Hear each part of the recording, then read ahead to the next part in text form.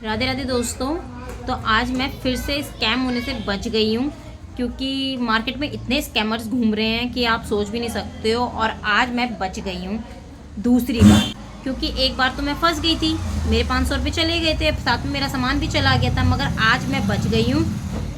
हुआ ऐसा कि एक आंटी जी मेरी दुकान में कान के टॉप्स अभी यहाँ पे खड़े होकर देख रही थी। अभी बस कुछ मिनटों की बात है ये, उसके बाद मैं तुरंत रिकॉर्ड कर रही हूँ क्योंकि अभी कोई कस्टमर नहीं है दुकान पे।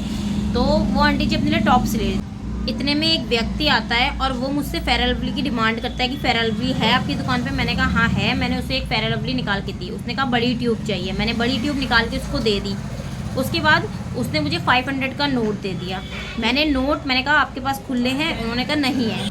तो फिर मैंने कहा ठीक है, मेरे पास खुले हैंगे, मैं देती हूँ। फिर मैं उसको खुले देने लगी। जैसे ही मैं उसे खुले देने लगी उसने मुझसे बोला, और जो उसने मुझसे बोला ना, उसी से मेरे दिमाग की ना सारी नसें मतलब खुल जाती हैं अब। क्योंकि वो चीज़ बार बार, अगर एक ही चीज़ बार बार होती है ना, तो हमें उस चीज़ के बारे में खुद ही माइंड हमारा वार्निंग दे देता है कि अरे यार, उसने मुझसे बोला कि इससे बड़ी ट्यूब दो। तो मैं तो वहीं पे समझ गई थी कि ये बंदा क्या करना चाह रहा है। और इन लोगों को शर्म भी नहीं आती है कि नवरात्रि का पहला दिन है और ये इस तरीके से। फिर उसने मुझे बोला नहीं ये रहने दो। तो उसने मुझसे 500 रुपये का नोट वापस ले लिया। ये सब कुछ वो आंटी जी देख रहे थे कि मतलब ये क्या कर रहा है, क्योंकि उन्हें भी समझ नहीं आया। भैया उनके लिए तो नया है, मेरे साथ तो होता रहता है, मुझे आदत है, उनके लिए तो नया है। तो मैंने उसे 500 का नोट दे दिया। उसके बाद उस व्यक्ति ने बोला कि कोई बात नहीं, आप मुझे यही क्रीम दे दो। ठीक है, 500 का नोट वो ले चुका है, उसके बावजूद भी वो क्रीम मुझसे कह रहा है कि ठीक है आप दे दो। फिर उसके बाद उसने बोला आप ना मुझे वहाँ से ना वाइट टोन का पाउडर भी दे दो। ठीक है, मैंने कहा भैया जी आप ना पहले तो क्रीम इधर दो। मैंने आंटी जी सारा सामान फैला हुआ था, क्योंकि आंटी जी अपने लिए टॉप्स देख रही थी कान के। तो मैंने कहा आंटी जी आप ये टॉप साइड करो। और उन्होंने एक लिया भी था, तो मैंने कहा अपने हाथ में पकड़ो आंटी जी। बस मैंने इतना ही बोला। इतने में मैं समझ गई। तो मैंने कहा भैया वाइट टोन का पाउडर। तो उसने बोला एक काम करो आप ना रहने दो। उससे समझ में आ गया मेरे फेस के रिएक्शन से, क्योंकि मैंने जो रिएक्ट किया था कि आंटी जी सामान साइड करो, उनके हाथ में उनका सामान दे दिया था, उससे वो समझ गया कि मैं समझ चुकी हूँ वो क्या करने वाला है, क्या करने की सोच रहा है, जो भी है। तो उसने कहा नहीं मुझे ना बड़ी क्रीम चाहिए, आप इसको रख लो और रहने दो। तो आंटी जी ने कहा कि अगर आपको बड़ी चाहिए तो आप 2 ले सकते हो ना, आप 2 ले लो, एक की क्यों, 2 ले लो आप, अगर बड़ी नहीं मिल रही है तो मैंने कहा ठीक है भैया नहीं है मेरे पास, आप जाओ।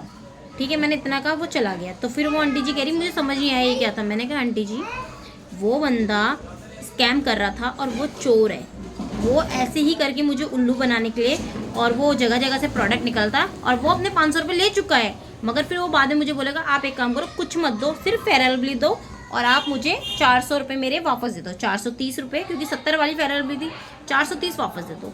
तो मैंने कहा आंटी जी इस तरीके का स्कैम ये लोग आते रहते हैं और करते हैं। अभी वो 500 का नोट जो एक लेकर निकला है, वो पता नहीं कितनी दुकानों में घुमाएगा। और बेचारा अगर किसी को नहीं समझ में आएगा तो बेचारा लॉस में जाएगा दुकानदार, और वो बेवकूफ़ बन जाएगा। तो लगा लीजिए, इतना दिमाग लगाने से अच्छा अगर वो व्यक्ति नौकरी कर ले तो कुछ हो सकता ही नहीं हो सकता उसका। मैं मॉर्निंग से दुकान पे हूँ, आज बारिश भी हो रही है, और उसके बावजूद भी यहाँ पे कुछ मज़दूर हैं जो काम कर रहे हैं, जो मेहनत से खाना जानता है ना। वो मज़दूर सुबह से इधर से उधर लकड़ियाँ लेके जा रहे हैं। आप पता नहीं किस पर्पज़ से ले जा रहे हैं, अगर आप चाहो तो मैं आपको दिखा भी दूँगी। वो सुबह से लकड़ियाँ लेकर जा रहे हैं और कंटिन्यू वो लोग काम कर रहे हैं, चाहे बारिश थी चाहे कुछ भी थी। तो ये होते हैं मेहनती लोग, जिन्हें ना नखरे नहीं करने, जिन्हें ये नहीं करना कि अरे मुझे नौकरी नहीं मिल रही है कुछ। वो मेहनत करते हैं। मगर ये जो चोर होते हैं ना, इनको बस चोरी करने से मतलब है और दूसरों का नुकसान करने से मतलब है। तो इस तरीके के लोग हैं। तो अगर आपकी भी शॉप है, या आप भी प्लीज़, अब मैं नहीं जानती, अभी मैं तो शॉपकीपर हूँ तो मुझे तो ऐसा स्कैम लग रहा है, मगर आप भी प्लीज़ इस चीज़ से अवेयर रहिए और इस तरीके के चोरों से बचिए, क्योंकि इस तरीके के चोर मार्केट में बहुत ज़्यादा घूम रहे हैं। आपको सेफ रहने की ज़रूरत है, अपना पैसा सुरक्षित रखने की ज़रूरत है।